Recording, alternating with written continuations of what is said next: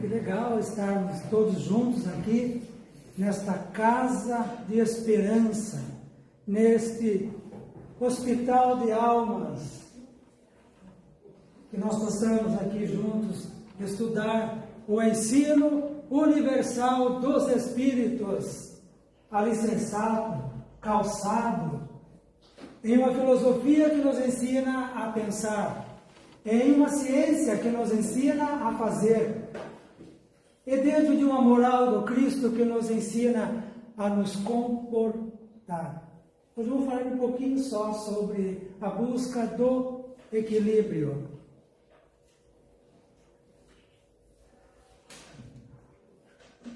Eu leio para vocês, sem se preocupar. Conflitos humanos. Será que nós temos muitos conflitos? Sim ou não? Sim. No livro Vitória sobre Depressão, Joana de Ângeles nos diz que nós estamos andando como zumbis. Por causa das preocupações, que é fictícia, que é virtual, e a ocupação. Temos duas asas para a evolução. Vocês sabem? Para nós evoluirmos. Uma é moral e a outra intelectual. Intelectualmente nós estamos muito avançados, mas no moral nós estamos bem devagar. Por quê? Porque estamos faltando muito o conhecimento espiritual para que nós busquemos o nosso equilíbrio. Equilíbrio não é estar parado. Parado é inércia.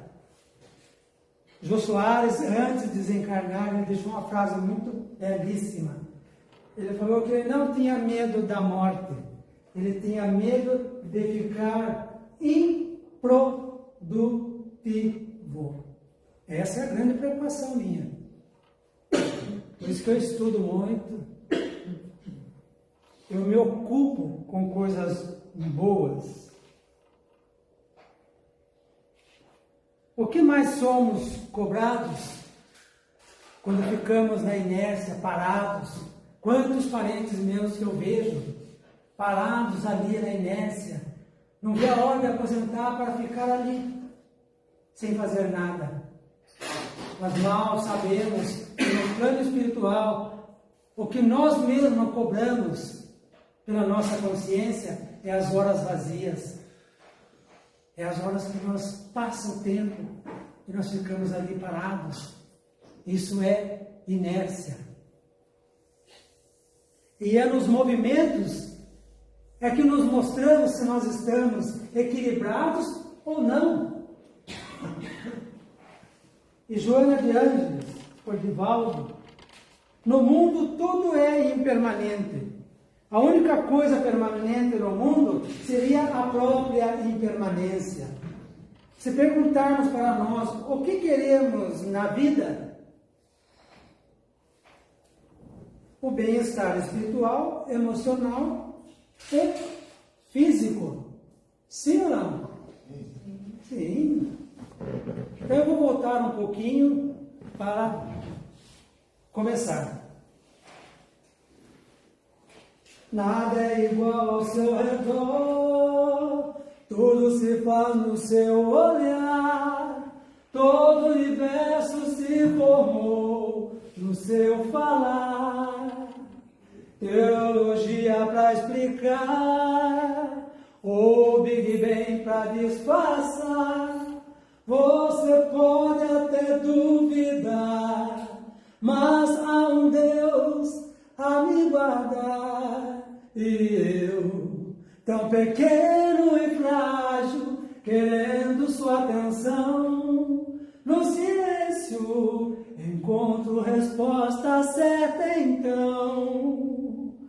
Dono de toda ciência, sabedoria e poder, ou dá-me de beber, da água da fonte da vida, onde o ar já houvesse, ele já era Deus, se revelou aos teus, do crente ao ateu, ninguém explica Deus, ninguém explica Deus, ninguém explica. Explica sim. E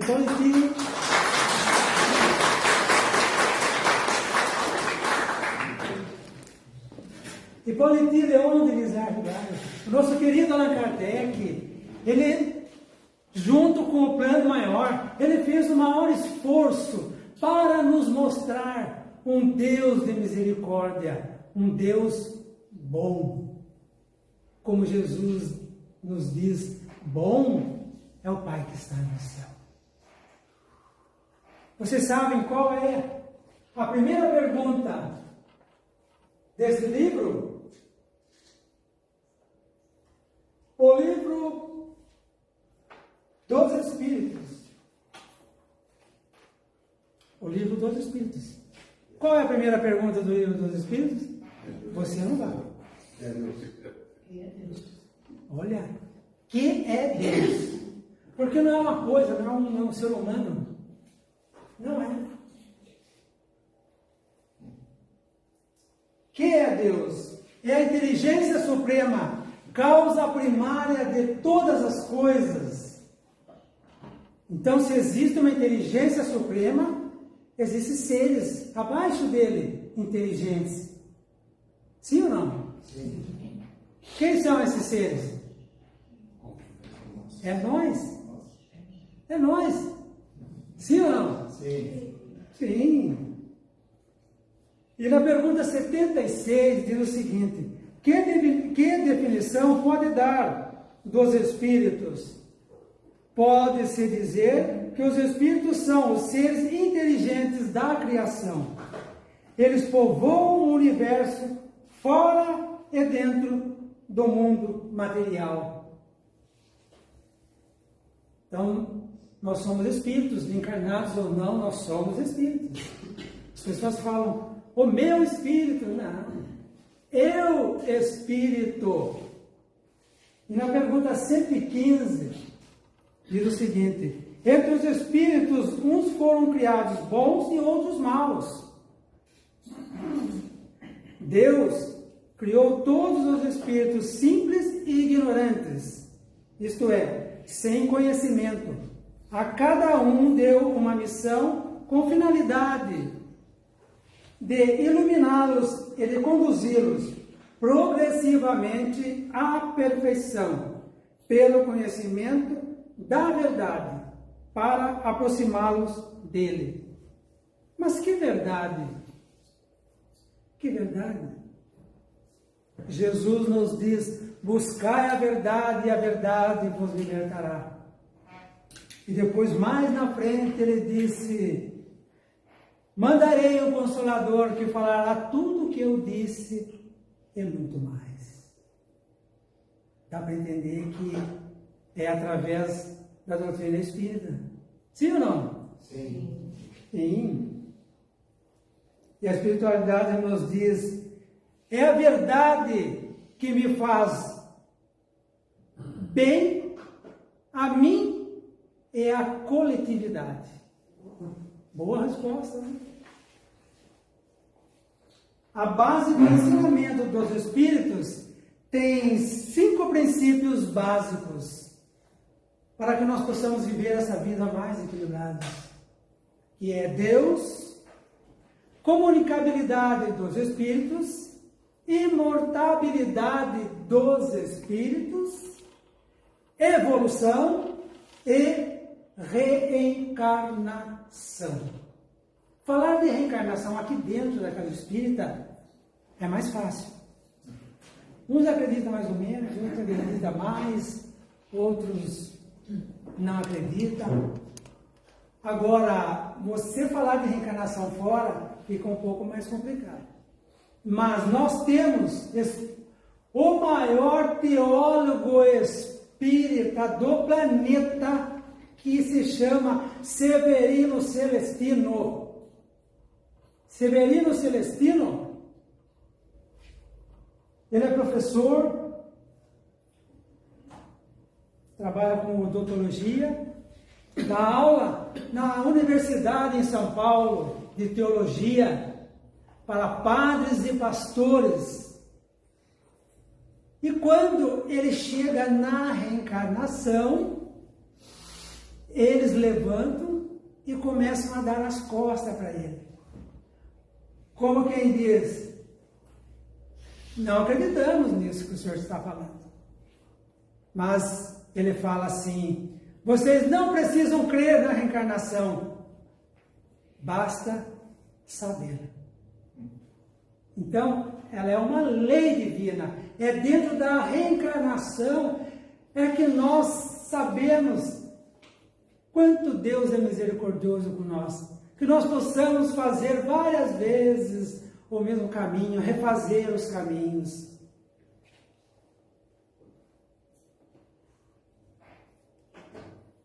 Porque isso muda muito a maneira de enxergar a vida. Ela se modifica nos princípios básicos que eu acabei de dizer. E o que é vida? O que é viver?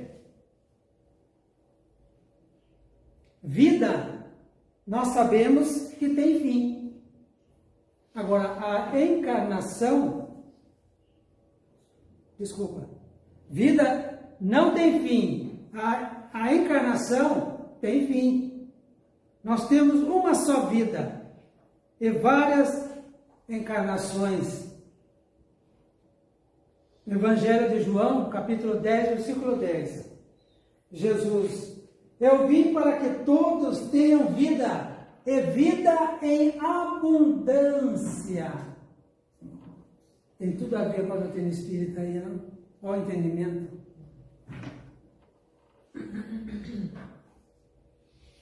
O conhecimento espiritual é importante para o bem-estar corporal e espiritual. No Evangelho segundo o Espiritismo, no capítulo 17, versículo 11, fala: cuidar do corpo e do espírito. Mas aqui, encarnados, nós usamos muito o ser e o ter. Nós conjugamos, quando encarnados, muito o verbo ter. Ter o meu espaço, status social, meus bens, e deixamos o ser de lado. Valorizar os momentos simples da vida. Eu prestei serviço para um milionário e nós acabamos pegando muita amizade, muita intimidade. E ele um dia virou para mim e disse: eu queria ir embora com você. Eu falei: eu não estou entendendo. Não estou entendendo. Não, porque eu sei que você vai chegar na tua casa, você vai tomar um banho, você vai jantar e vai dormir. Eu não consigo fazer isso. Mas como? Por quê? Eu tenho uma conta em São Paulo, meu filho, que cai dinheiro lá que nem cachoeira. Eu falei: nossa, que bom. Mas então o senhor vai morrer logo. Falei para ele. E exatamente, ele morreu. Então, muitas vezes nós ficamos procurando o ter. E esquecemos de nós. Coisas simples da vida nós deixamos de lado. Como ir numa feira. Como andar nas ruas. Porque de carro, eu já observei muito isso. De carro nós passamos, nós vemos poucas coisas. E a pé, a gente passa e fala: olha, aqui eu não tinha visto isso ainda. Aquilo. Então, tem coisas simples. andar descalço em casa, descarregar as energias, desligar do mundo lá fora, ter um hobby. Eu tenho vários hobbies. Eu cultivo muitas plantas em casa, eu crio peixes.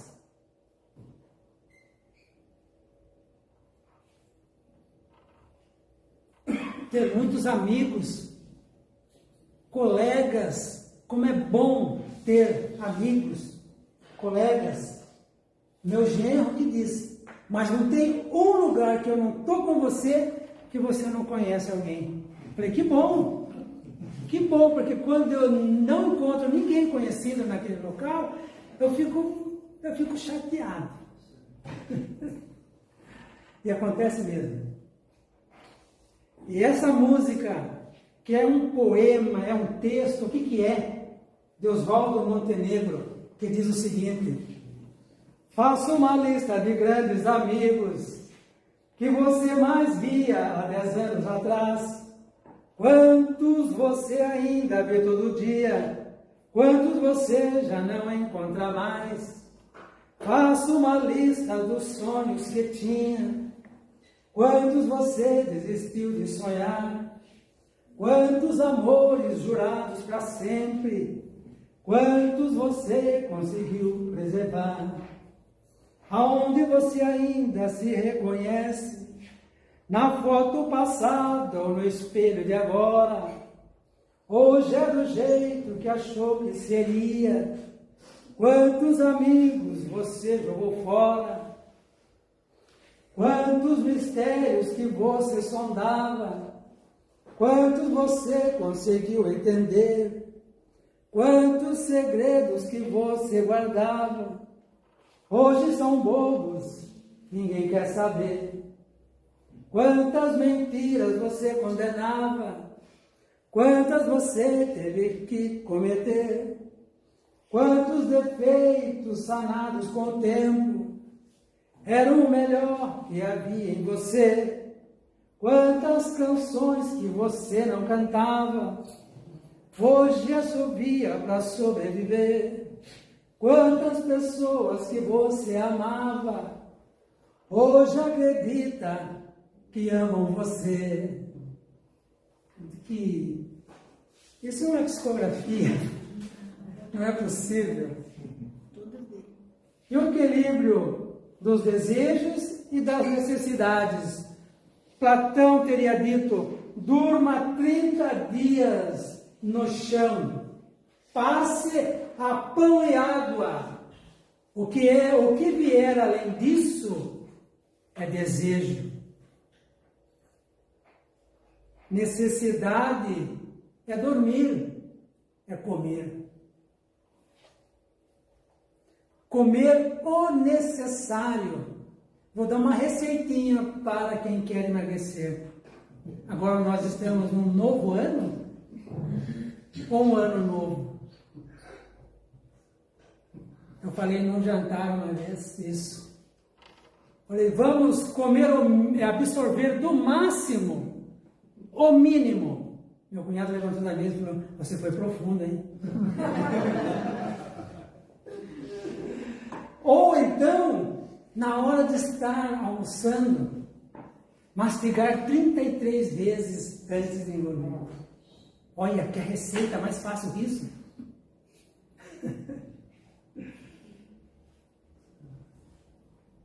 E quando nós vamos no mercado, é interessante, né? As primeiras gôndolas da frente, o que é? São os desejos, né? As bebidas, as bolachas. E nós vamos lá em cima. E lá no fundo está o necessário, que é a nossa alimentação. No Brasil, nós temos esta maravilha de podermos escolher o que vamos comer. Escolher se nós queremos coisas naturais, que tem. Nós temos, outros países nem têm. Tem que comprar por pecinhas. Aqui nós compramos por quilo. Lá eles compram por peça. Aqui você compra 1 quilo de carne. Lá eles compram 1 quilo. Mas nós vamos no mais prático, nós vamos nos enlatados. Lotamos os nossos carrinhos. E na hora do necessário, não tem espaço no carrinho. É bem assim ou não? Sim ou não? Sim. Opa!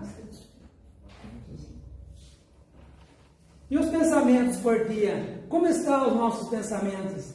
Quantos pensamentos nós temos por dia? Vocês têm ideia? Não? Não tem ideia de quantos pensamentos vocês têm por dia? Mais de 90 mil pensamentos por dia. E como que está a nossa harmonia do nosso pensar,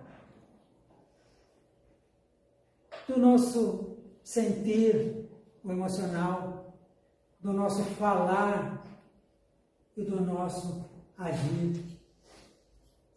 Tem um palestrante que antes de começar a palestra ele falou assim: hoje não vou falar nenhuma palavra ofensiva. Eu levantei e falei: bom, eu não preciso fazer mais palestra. E fui embora. E estou pensando até hoje nisso. Como as nossas palavras são ofensivas. Sim ou não? Ou tem alguém equilibradíssimo aí? E Santo Agostinho nos diz: as pessoas não são o que parecem. As pessoas não são o que deveriam ser. As pessoas não são o que gostariam que fosse. As pessoas não são exatamente como elas são. Falou tudo? Sim ou não? Sim. Na rua, como nós somos? Em um comércio, ou muitas vezes no trabalho. Às vezes. Pois não, bom dia, pode entrar na minha frente. E em casa, como nós somos? Antes de entrar, nós colocamos as 2 ferradurinhas, né? E entramos. Aqui quem fala sou eu, aqui quem manda sou eu. Chega, parou. Não é assim? E no trânsito, então? De volta que fala isso. Quer ver se você está equilibrado? Entra no trânsito. Ali vocês vão ver as sombras que existem em nós. Quando eu vi isso, eu nunca mais esqueci. As preocupações e as ocupações. Toda vez que você trabalha na sua vida, isso não é preocupação, isso é ocupação. Toda vez que você se preocupa com a vida alheia, com o casamento do vizinho, com o carro que o vizinho trocou, acabou de trocar. É inveja isso? Eu estava chegando em casa com o meu carrinho, o vizinho encostou com um carrão. Eu olhei, bonito carro. Deus abençoe. Isso não é inveja. Estou desejando ou bem para ele?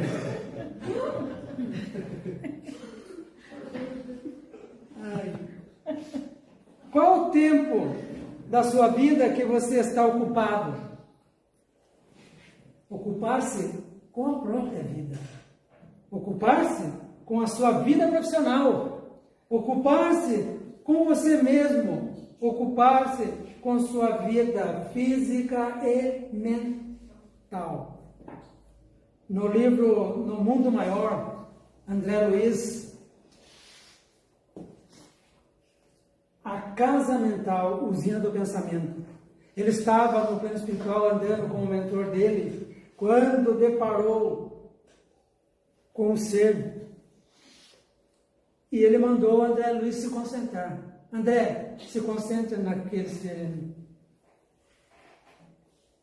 E André Luiz, analisando o obsediado, André Luiz disse: mas o que está acontecendo ali? Naquele cérebro? Aí o espírito que estava do lado perguntou: são substâncias escuras na psicosfera do seu cérebro.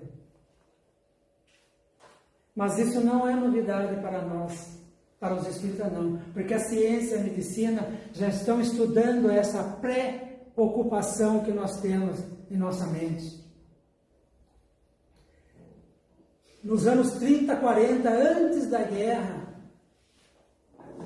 esse livro foi psicografado, falando sobre lixo mental. E o seminário da Nete Guimarães, também ela tem, que fala sobre esse lixo mental, as aflições humanas. É muito interessante a gente ler o livro e também assistir esse seminário dela. Espetacular. O que é a preocupação, o lixo mental que nós temos? É um excesso de preocupação inútil, banal. E do lado do nosso cérebro tem uma glândula que ela absorve dos neurônios esse lixo mental. Olha que perfeição que é o nosso corpo físico.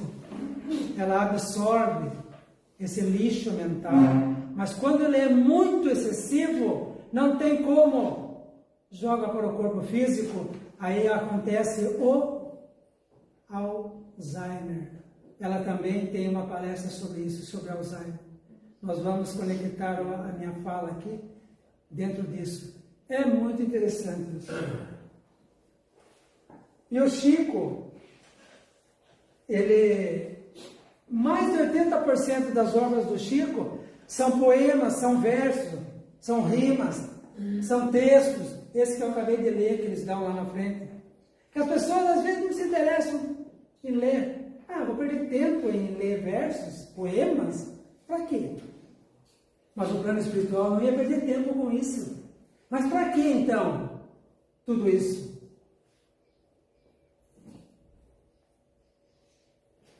No livro Parnaso de Alentúmulo de Castro Alves, há mistérios peregrinos no mistério dos destinos que nos mandam renascer. Da luz do Criador nascemos, múltiplas vidas vivemos e para a mesma luz volver. Buscamos a harmonia, verdades das verdades, sedentes de paz e amor. Em meio aos mortos vivos, somos míseros castigos da iniquidade e da dor. Mensagem das águas de Massaremoto. Ó Deus, que é eterno pensamento, a vontade suprema, o movimento por essa excelênciação. Sois a fonte onde jorra a vida, que no outro ponto de partida é de toda a criação. Aonde nasce a vida? Onde começa a vida? Na água. Divaldo fala que nos oceanos, no repetir das ondas, batendo sobre o rochedo, elimina os açúcares que ali formam os primeiros seres de uma única célula.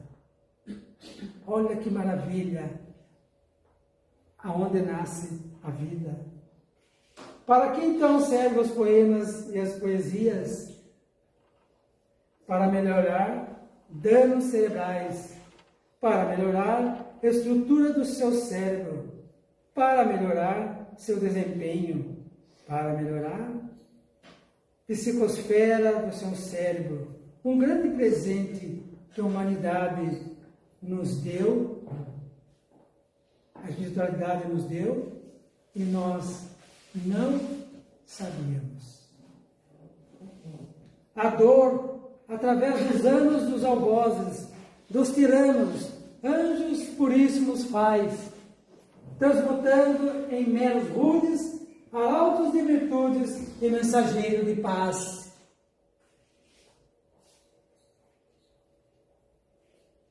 E para encerrar,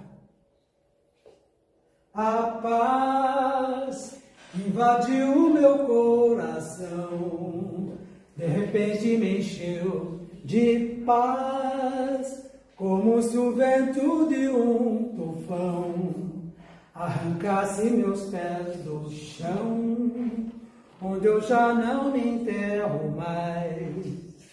A paz fez o mar da revolução, invadiu meu destino. A paz, como aquela grande explosão, uma bomba sobre o Japão, fez nascer o Japão na paz. Eu pensei em mim, eu pensei em ti, eu chorei por nós.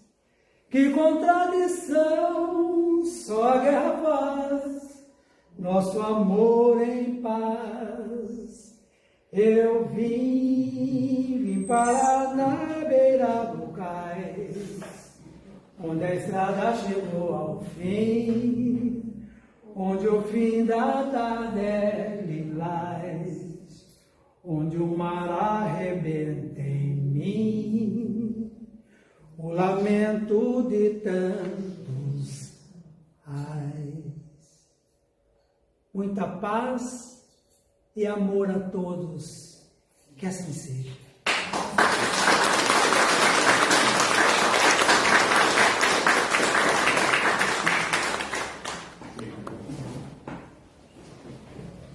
Depois dessa belíssima canção, né?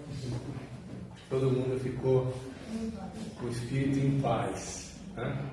A gente queria aqui convidar vocês para que a gente faça o passo coletivo, as vibrações.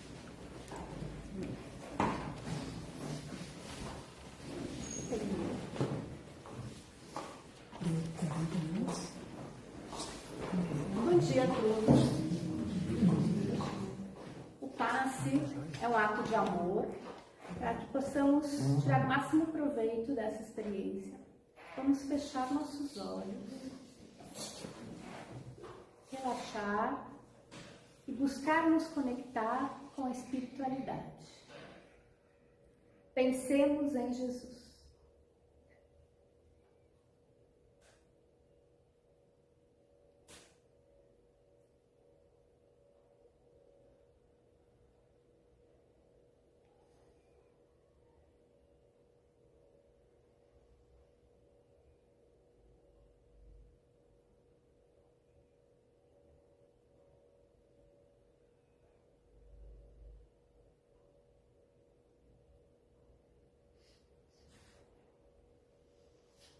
E agora, vamos buscar levar essas energias do bem para fora do ambiente desta sala. Vibremos, primeiramente pela nossa casa, Bezerra de Menezes, todos que aqui frequentam, todos os voluntários que aqui trabalham, pelo educandário, todas as crianças e famílias assistidas, todos os professores e voluntários que ali trabalham. E agora, visualizemos o nosso lar. Visualizemos o nosso lar envolto nessas energias do bem, para que elas possam chegar a todos que ali residam. Vamos visualizar o nosso lar e vamos passando, levando essas energias do bem cômodo a cômodo. Visualizemos nosso lar, cada cômodo, levando essas energias do bem para que elas possam chegar a todos que ali residam. Todas as pessoas, nossos familiares, levando essas energias do bem. Visualizemos também nosso local de estudo ou trabalho, nosso local de trabalho. Visualizemos também as pessoas que ali frequentam, nossos colegas. Visualizemos e vibremos pelos nossos vizinhos, nossa comunidade, onde vivemos, o bairro em que vivemos, a nossa cidade, Sorocaba, os nossos governantes, o nosso país. Vibremos pelos governantes, pelos políticos, porque têm um discernimento em suas ações. vibremos pelo nosso planeta. Visualizemos o nosso planeta envolto nessas energias do bem, para que elas possam chegar a todos que mais necessitam. Pessoas passando por todos os tipos de problemas, sejam eles físicos, mentais, emocionais ou espirituais. Pessoas passando por situação de fome, ausência de recursos, desemprego. Pessoas passando por situação de dependência química, drogas, álcool. Pessoas que pensam em abreviar a vida. Pessoas em situações em hospitais buscando a cura. Enfermos. Pessoas abandonadas das ruas. Crianças em orfanatos, idosos em asilos. Pessoas em situações de guerra, conflito. Pessoas desabrigadas por causa das recentes chuvas e enchentes. Que todos possam receber tudo aquilo que mais necessitam para o seu desenvolvimento e para a sua evolução. E agora vamos vibrar por nós mesmos, para que nós também possamos receber tudo aquilo que mais necessitamos para o nosso desenvolvimento e para a nossa evolução. Que assim seja, graças a Deus.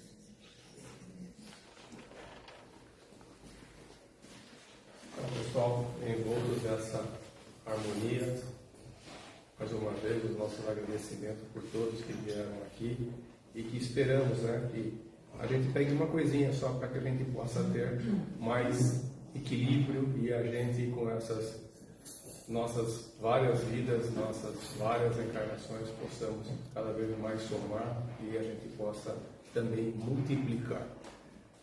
Um agradecimento, queria convidar aqueles que desejam um passe individual. Se a avó pudesse vir aqui, Val, para depois ir chamando, nós vamos solicitando uma quantidade de pessoas e daí a gente encerra então esse dia de palestra, esse domingo maravilhoso. Que Deus esteja com todos vocês, no mundo.